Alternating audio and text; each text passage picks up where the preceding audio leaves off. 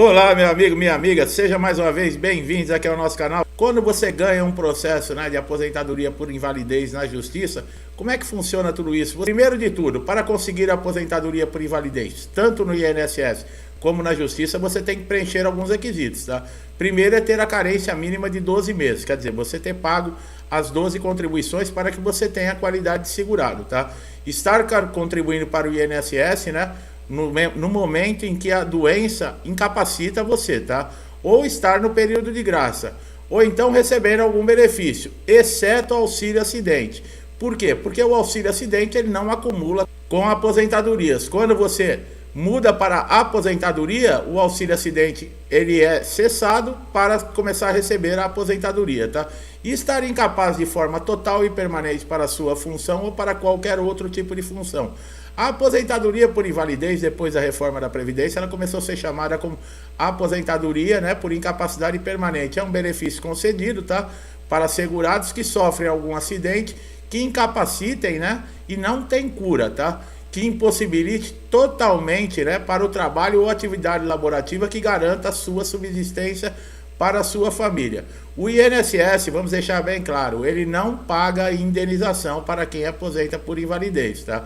Se caso você sofrer um acidente dentro de uma empresa, uma doença que você contraiu com relação aí ao seu trabalho, tem ligação com o seu trabalho, você pode procurar a Justiça Comum e pedir uma indenização, tá? Mas o INSS ele vai pagar somente o benefício. O prazo para você ter aposentadoria por invalidez, muitos acham que ela pode ser definitiva. Por quê? A partir dos 60 anos de idade, quem recebe aposentadoria por invalidez não pode ser mais chamado para passar em pente fino, em revisão, então é considerado a aposentadoria por invalidez, tá, pessoal? Ela se torna definitiva por esse olhar, tá? Não que ela seja definitiva, mas depois dos 60 anos, por exemplo, quem tem 55 anos e recebe também há mais de 15 anos a aposentadoria por invalidez, também está fora de pente fino e revisões e portadores de HIV. Então vale muito a pena você acompanhar esse vídeo agora que nós vamos falar de direitos, quais são as responsabilidades e o que acontece com você. Como fica o contrato de trabalho desse segurado? Ele pode ser demitido, o contrato pode ser encerrado, ele vai receber todos os direitos que ele tem, por exemplo, 40% do fundo de garantia, que é a multa, mais o fundo de garantia, seguro-desemprego, ele tem todos esses direitos? Não, pessoal. Na CLT, no artigo 475, diz o seguinte: o empregado que for aposentado por invalidez terá suspenso seu contrato de trabalho durante o prazo fixado pelas leis da Previdência Social para efetivação do benefício. Isso quer dizer o quê? Que enquanto esse segurado estiver aposentado por invalidez, ele não vai ter o contrato dele encerrado e ele não vai receber esses direitos trabalhistas. Isso está gerando grande problema em muitos segurados, mesmo porque depois da reforma da Previdência houve uma mudança de cálculos para quem se aposenta por invalidez. Antes da reforma da Previdência se recebia praticamente o mesmo rendimento de quando estava na ativa. Depois da reforma da Previdência teve umas mudanças na lei. E o que aconteceu? Mudou também a base de cálculo. Nesse sentido, esse segurado aposentado depois da reforma da Previdência, ele chega a perder uma média de 40% do seu rendimento. E é um grande problema. Por quê? Porque não pode trabalhar, exercer nenhum outro tipo de atividade, porque senão também perde o benefício de aposentadoria por invalidez. E muitos se veem numa sinuca de bico. Por quê? Porque trabalhando, recebendo 100% dos seus rendimentos, já era uma vida difícil. Perdendo 40% desses rendimentos e não tendo alguém dentro de casa, por exemplo, para ajudar, fica muito difícil para esse segurado continuar pagando as suas contas, muitas vezes sustentando a sua família.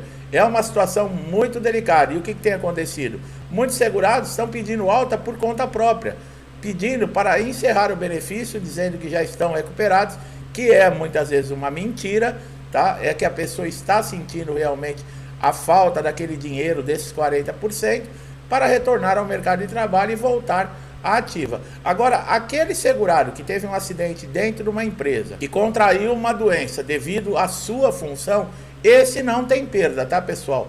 Dentro da própria CLT, ele não vai ter perda, mas esse artigo 475, que o contrato de trabalho continua suspenso, Isso é para todos, tanto para aquele segurado que está desempregado, que entrou na Previdência, por exemplo, no período de graça, que é quando a pessoa perde o emprego e continua tendo um prazo de 12 meses. Se acontecer qualquer acidente ou doença, ele ainda continua tendo direito a benefício do INSS. Uma dúvida muito grande também é com relação aos 25% de aumento na aposentadoria por invalidez. Quando é que isso acontece? Quando o INSS paga esses 25% a mais? Bom, esses 25% é para aquelas pessoas que se aposentaram por invalidez e não têm condições nenhuma de sobreviver, por exemplo, sozinho, ou de fazer os seus afazeres do dia a dia sem a ajuda de alguém. Muitas dessas pessoas moram sozinhos, estão longe da família, e o que acontece? Ele não tem mais condições, muitas vezes física ou até mental, para levar um dia a dia, para fazer as suas obrigações, ou mesmo tomar um remédio, algo assim. Então, esses 25%, ele vai ser concedido também através de perícia. Não é simplesmente falar para o INSS que quer os 25% e isso é cedido. Não. Vai se passar por uma perícia, por uma avaliação do perito.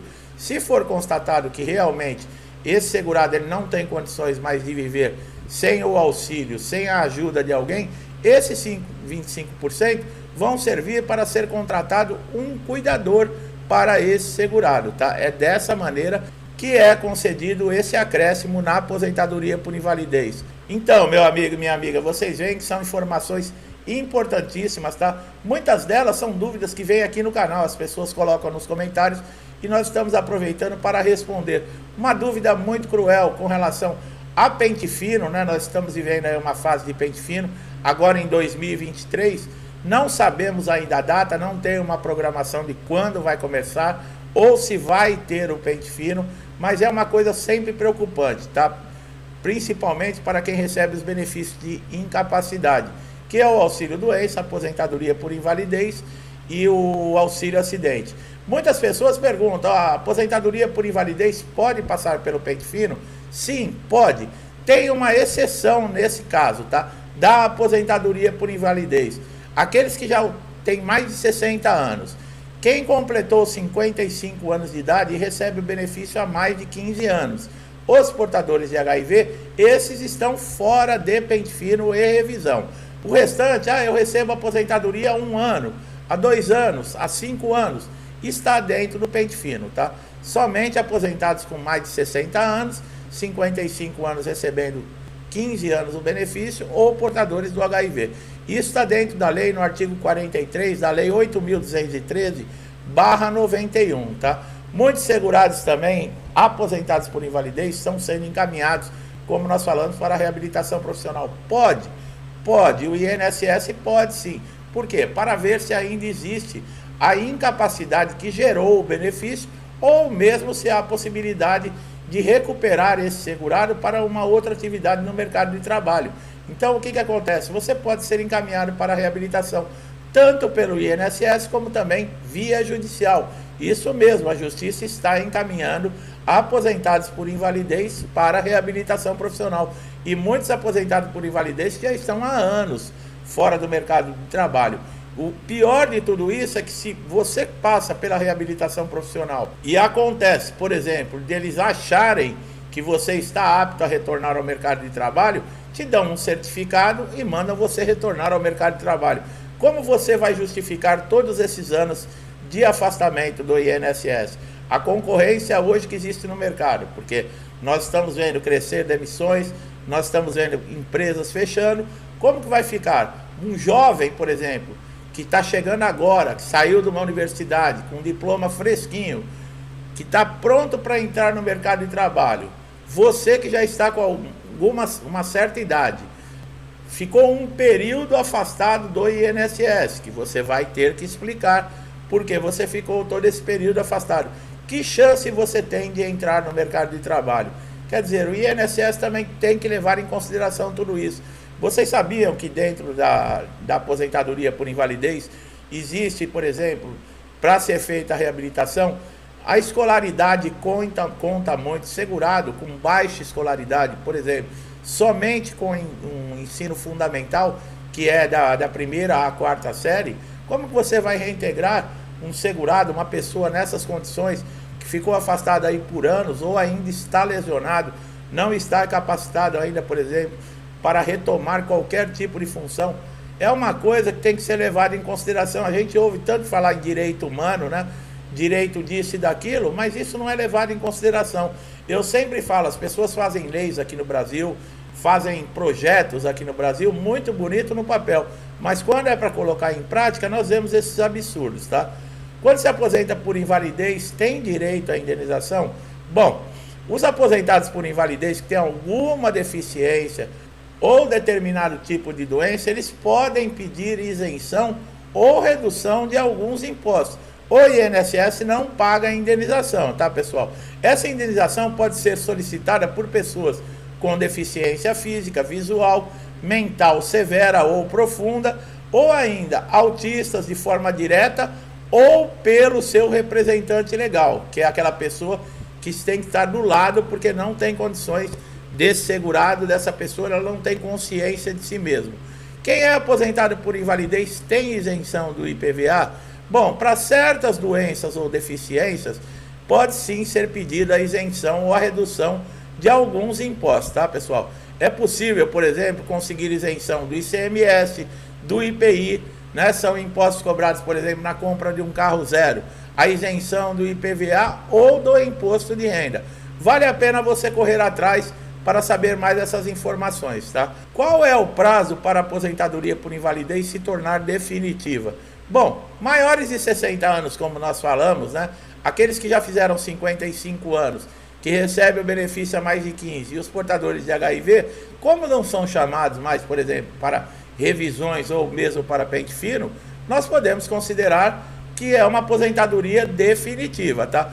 Quando a aposentadoria por invalidez ela é de espécie 32, muitas pessoas têm dúvida. Esse código serve para o INSS identificar que o acidente ou a doença que gerou essa aposentadoria por invalidez, ela é de qualquer natureza e não é relacionada, por exemplo, às atividades de trabalho desse segurado. Tem muitas pessoas que acham que o espécie 32 da aposentadoria por invalidez quer dizer que ela é definitiva. Não, pessoal.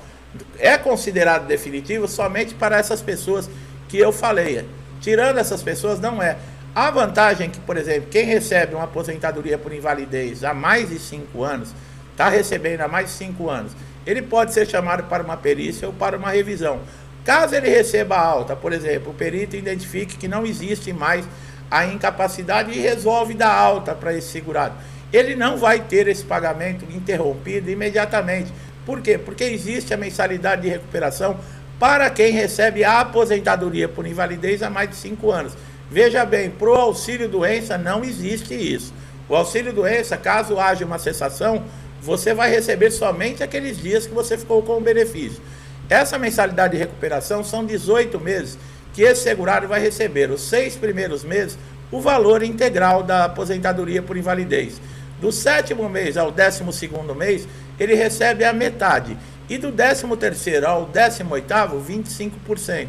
Dá tempo com isso, se você teve uma alta, não concordou com a decisão do perito, você poder correr para a justiça e abrir uma ação judicial. Porque um processo dentro da justiça, por um benefício de incapacidade no INSS, demora de 18 a 24 meses. Se você vai ficar 18 meses recebendo a mensalidade de recuperação, você já praticamente é o mesmo tempo aí do processo judicial. E não vai atrapalhar, você não perde a mensalidade de recuperação porque entrou na justiça, tá?